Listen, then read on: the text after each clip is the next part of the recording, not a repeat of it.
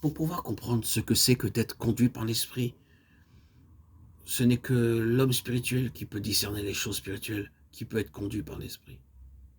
Il est essentiel de bien saisir qu'il faut que l'intelligence soit renouvelée par l'Esprit de Dieu pour pouvoir alors se laisser conduire par l'Esprit. Paul disait aux Corinthiens qu'ils étaient encore charnels et de petits enfants en Christ, et que pour cela, il n'avait pas pu leur parler des vérités spirituelles. S'il en est ainsi, l'enseignement transmis par un homme n'en sera-t-il pas, à plus forte raison, de même de l'enseignement direct de l'Esprit qui conduit dans toute la vérité? Jean 16, 13. L'intelligence non sanctifiée peut étudier et même enseigner les mystères de l'Écriture dans la mesure au moins de ce que peut en saisir la pensée humaine. Mais les directions de l'esprit ne commencent pas par s'adresser à la pensée ou au sentiment, ce au-delà, tout au fond de notre être, dans le laboratoire intime de la vie même, là où règne la force qui façonne la volonté et le caractère que le Saint-Esprit vient faire sa demeure, qu'il vient souffler, remuer et stimuler. C'est de là qu'il nous conduit, nous inspire des vues justes et des décisions opportunes. Que vous soyez remplis de la connaissance de sa volonté avec toute la sagesse et toute l'intelligence spirituelle. Colossiens 1:9. Cette prière nous dit clairement que c'est seulement une intelligence spirituelle qui peut recevoir la connaissance de la volonté divine.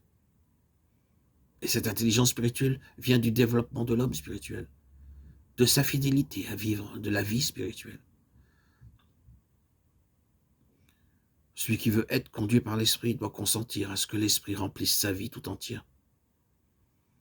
C'est après avoir été baptisé par l'Esprit et rempli d'Esprit que Jésus fut conduit par l'Esprit dans le désert. Luc 4, 1. C'est par le mouvement de l'Esprit qu'il s'en retourna en Galilée. Luc 4, 14. Et qu'il commença son ministère à Nazareth en citant cette parole. L'Esprit du Seigneur est sur moi. Luc 4, 18.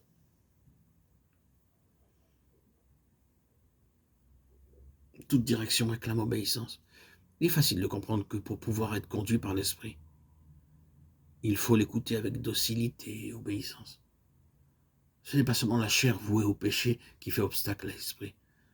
C'est encore et surtout la chair qui cherche à servir Dieu. L'Écriture nous dit que pour discerner la voie de l'Esprit, il faut dépouiller le corps des péchés de la chair, ce qui est la circoncision de Christ. Colossiens 2:11. La volonté et la sagesse de la chair sont à redouter. Il faut les crucifier et les renier. Il faut fermer l'oreille à toute voix de la chair et de sa sagesse, soit qu'elle s'élève en nous-mêmes, soit qu'elle vienne de la part de ceux qui nous entourent.